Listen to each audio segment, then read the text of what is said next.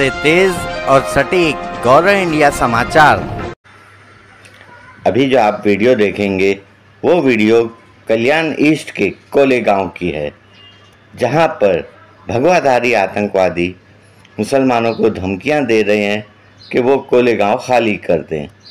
महाराष्ट्र सरकार और पुलिस को अब इस बारे में कोई सख्त कदम उठाना ही पड़ेगा और ऐसे भगवाधारी आतंकवादियों को सलाखों के पीछे डालना ज़रूरी हो गया है।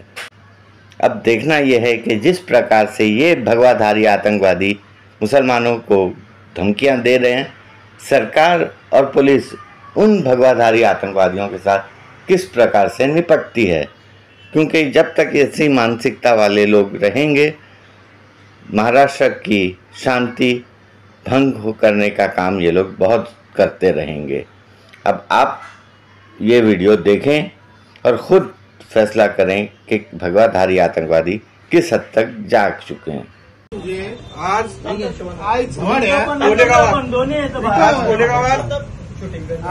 एक मोमेडियन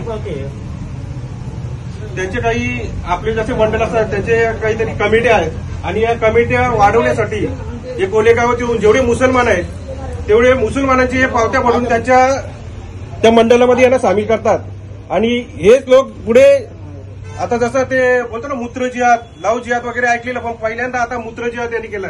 हे झाले एवढे हरामी असतात ना, यांना एक ताटात आपण जेवायला घातले ना तरी सापाचे जात एवढे हरामी आहेत।